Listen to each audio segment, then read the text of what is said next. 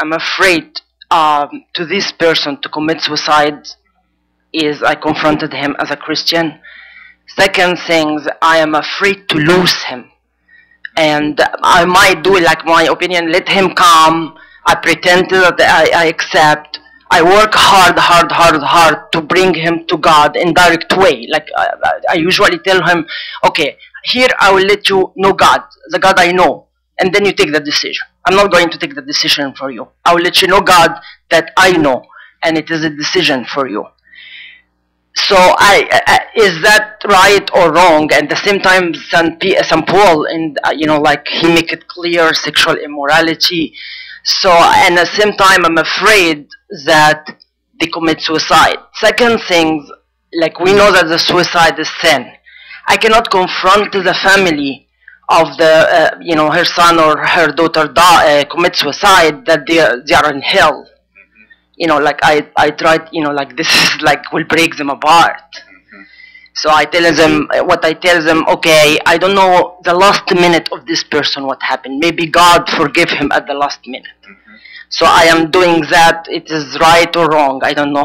As a Christian. Yeah, I know. I understand. You're in the field of psychology, is that right? Psychiatry, and that puts you under the onus of the state. And there are things you can and cannot do in that field. What you can do is pray. Secondly, you can answer questions. If that person asks you about your faith, you can give them an answer. And you can't initiate it, but you can respond. And then you could say, if you would like, there's a priest I would like you to meet. But that's your decision.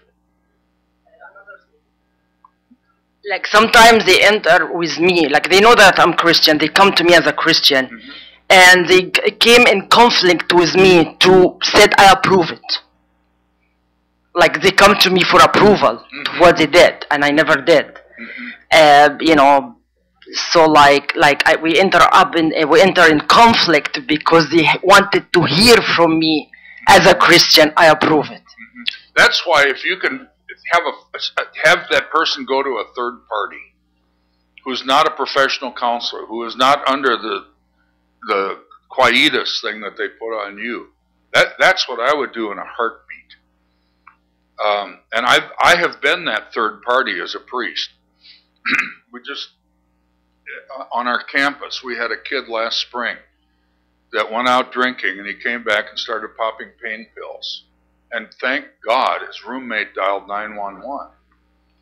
And so the police came out, loaded him in the van, took him to the hospital, dried him out. The kid was mad as a wet hen that he'd gotten incarcerated. And I met with them with another guy a week later, and it was really hard to discern where to go with him. And neither of us had any, quote, authority over him.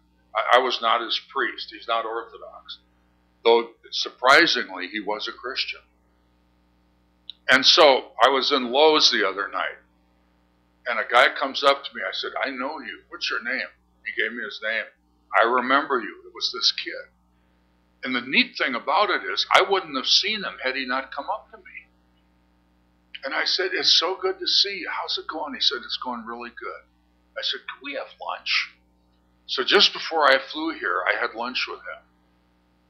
And he's really leveled out. We talked some about the importance of church and worship and so on. He's not a hardcore disciple, but he seems to be a real believing Christian. So at least we've got that to build on. And you've got to learn how to navigate through this funny world that doesn't want us talking to people about the Lord. And there's always more than one way to skin the cat. Just one more story. I was up in Altoona, Pennsylvania, and the priest said, I just have such a hard time meeting new people. And there's a college there now. There wasn't back then. This is probably 20-some years ago. So he said, if we could just find a new way to spread out and meet new people. And I said, okay, try something. I said, I've written a number of books, including the life story of Johnny Cash.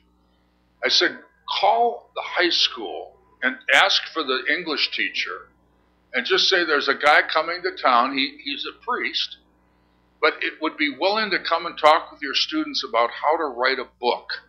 And he's written several, and one was a huge bestseller, The Life Story of Johnny Cash. In Western Pennsylvania, they love Johnny Cash. So I didn't know what to expect, and I thought, okay, I'll wear my collar, I'll wear a dark sweater, kind of to tone down the fact, you don't want to go in full regalia. And I got there, and the teacher said, the presentation will be in the auditorium. All the other teachers wanted them to hear what you have to say. So I did a totally legitimate half-hour talk on how to write a book. And I opened it up to questions. First question, how did you become a priest? So I answered it. Talked about how I felt God had called me and how we discovered the Orthodox faith. That was very brief. And then the second question was spiritual. And then the third question, the principal raised his hand. I thought, boy, this party's over. And he asked the most spiritual question of all. And the whole second half hour was talking about Christ and his kingdom in a public school. And the reason we got away with it, is they asked the questions. All I did was respond. And my view is, if the Supreme Court doesn't like it, they can come to Altoona, Pennsylvania, and put a stop to it. But that's legal. And to be honest, I would way rather do that than speak in a cathedral. Because that's where the people are out there that need to hear the gospel. So just look for ways that you can legally circumvent the restriction of the law. Well, I actually have a question similar to that kind of answers, about the same context. A friend of mine just recently subjected me to this story. Basically, at their school, there are a lot of people that give away free Bibles and stuff from that sort. And at that school, they try to keep a Bible in their lab at all times. There's this one guy that obviously he's not a Christian. Every single time he sees a Bible in there, he just tears it in pieces. He just takes it, tears it apart in pieces. And every single time that my friend sees that, they want to do something, but they're just not sure what it is that us as Christians can do about such thing. And that's just an example. There are plenty of examples where in public places, schools and work and stuff like that, where you see people putting crosses upside down and stuff from that nature. So what can we do as Christians about it, I guess? To what? What can we do about it in general? The question is about what to do about somebody that desecrates the Bible? Is that so to speak? Yeah. Oh, to react. Trying to think if I've ever had that experience. I've had guys swear at me, and it's interesting you use words out of the Bible to do that. It's God's in the Bible, damn is in the Bible. We talked the other day about dung, except that isn't the word they use. He said, yeah, you just quote the scripture to me. It really shut the guy out. I would probably just say, I love you, God loves you, and God bless you. I don't know what else I'd say. But you will get put in, these funny situations. Again, such an hour as they deliver you up. I just do these quick prayers. Lord, tell me what to say. Tell me what to do. Because I'm not always sure. I do want to tell you a quickie. And it's a wonderful story about how Orthodox kids can respond to a guy that isn't Orthodox and yet has something to offer. Penn State University. Have any of you heard of the campus preacher there? Remarkable story. His name is Gary Cattell. Gary is probably pushing 50. He's got 4 children. I think the oldest 2 are pretty well grown and gone. He was a student at Penn State, not a believer. And there was an old-timey, fiery campus preacher there. I don't even know his name. And this guy brought Gary to faith in Christ. And so when this guy died, Gary actually dropped out of school. He was just starting his junior year. The man died, and he took his place. And he had a group of evangelicals that were supporting him financially because he had a family. And he was very open. And by the way, Penn State did everything they could to get him out of there. But under the Fifth Amendment, he's free speech. He's an alum. It's a taxpayer-supported school. It's public property. And they couldn't throw him off. He won the case. And that's happened on other campuses, by the way. So he would talk, when asked about homosexuality, he would give the right answer. It is a sin. But we're called to love them. It is a sin. And he'd quote Romans chapter 1, or they'd ask about abortion. And he did very clear answers. Morally, the guy was Orthodox. So our kids, with no prompting from anybody, would go up to him after he'd speak and thank him for giving biblical Christian morality on the campus. And he's unashamed. I mean, and yet he's an introvert, a very interesting kind of guy. When he's not speaking, it's very hard for him to do a one-on-one conversation with people. And he admits he's an introvert. So I didn't know any of this, and I was speaking at Holy Trinity Church. It was right on the border of Penn State. They've got a great OCF group there. And it was a public meeting where it was one of those kind of seminars I talked about where a speaker comes in and everybody invites their friends. And so the church was full, and I can't remember even what I talked on. And then we had Q&A. And a guy raised his hand and asked a question. I don't remember what it was, but it was an incredibly insightful question. And I answered it, and then we went on. And so I said to the priest when it was over, "Who was that first guy?" He said, "Oh, that's our campus preacher." I said, "Wow, does this guy have a head on his shoulders?" He said, "He's an amazing guy." And I said, "I want to meet him." So I was flying out Monday about noon from State College, and I said, "Would you call him and just ask him if we could have coffee, that you and me and Gary?" He said, "I'll be glad to."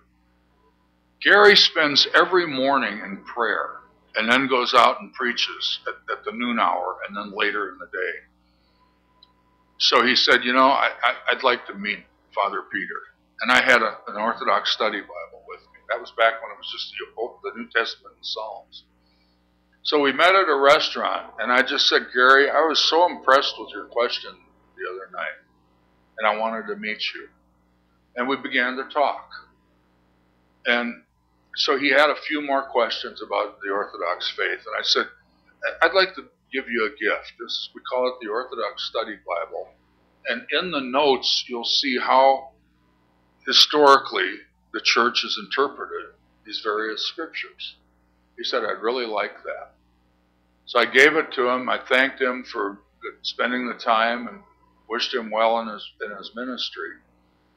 And Father John drove me to the airport, and I flew away. And so maybe 2 or 3 months later, I was on the phone with Father John. I said, "By the way, how's Gary doing?" Oh, he said, "I forgot to tell you. They're catechumens." I said, "Really?" He said, "Yeah, the guy has been really looking for the church."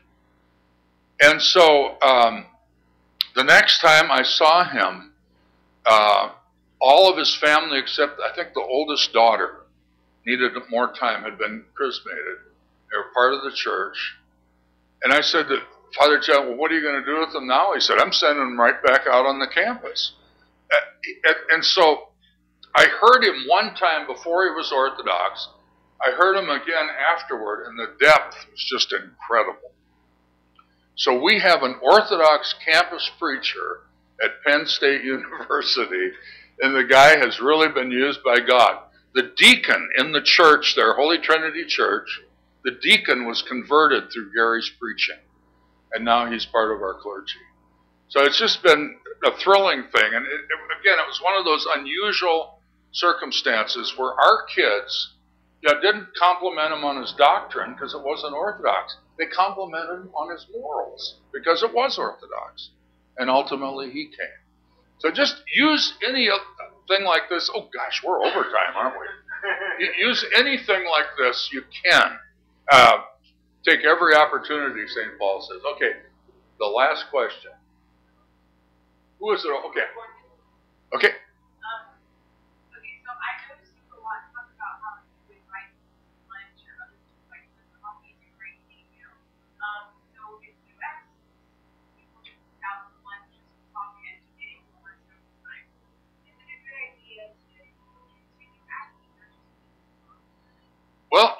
usually when I ask somebody out for breakfast or lunch or whatever, it's because they've shown an interest. We had a guy come by, a year and a half ago, this past spring. Very handsome man with white gray hair like yours in the back there. And so he was distinguished looking.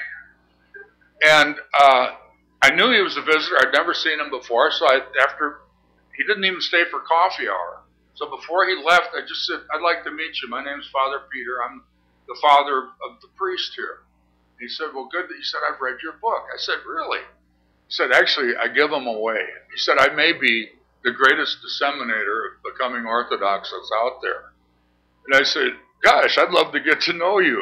And he said, I'll be back. He said, I've got to run now, but I'll be back. So 3 months passed, and he hadn't returned. And I thought, I go around telling people to invite people to church. I need to call him. And his name was Larry Brown. So that's a fairly common name. So there's an NBA coach named Larry Brown. I called him Coach that day, by the way. And so there were 3 of them in the phone book. And the devil will say, you don't want to call and bother people, that they won't know what you're thinking. And I thought, you know what, I'm going to call. So I called the first one. I think I got a recording. I called the second one. A woman answered. I said, ma'am, I'm looking for a Larry Brown that visited All Saints Church about 3 months ago. She said, you got the right place. And I said, I said, we talked about getting together, and I'm calling for that reason. She said, I'll have him call you tonight when he gets home from work. Long story short, we met for lunch. He is an ordained Methodist minister who went to McCormick Seminary in Chicago. And a famous teacher there was named Bruce Rigdon. And Bruce Rigdon had 3 courses in Eastern Christianity. And he was like Tom Oden that the bishop mentioned today. He's Orthodox, but he's not in the church. And I don't know how these guys don't come. But anyway, Oden, he took all 3 of Bruce Rigdon's courses. And he said, I got convinced of Orthodoxy in seminary. He said, I served 2 Methodist churches, and then his wife went on to be a real top administrator in a Fortune 500 company. So he said, I was Mr. Mom, stayed home with the kids. And he said, I just love Orthodoxy. So we've become good, as couples, we've become really good friends. And so that's who I have lunch with. People that have expressed an interest. If it's a cold contact, I'll just meet them informally. But if somebody that's interested, I'll call and try to get them together for a meal. And, they're not yet catechumens. It's going to probably take her a little longer by her own admission. But, Jesus said in Revelation 3:8, behold, I have set before you an open door, and no man is able to shut it. So I look for open doors. And when I find one, I do my best to walk through it and try to meet that person where he or she is. And it's an adventure. I love it. I've never gotten tired of it. God bless you. Great to be together.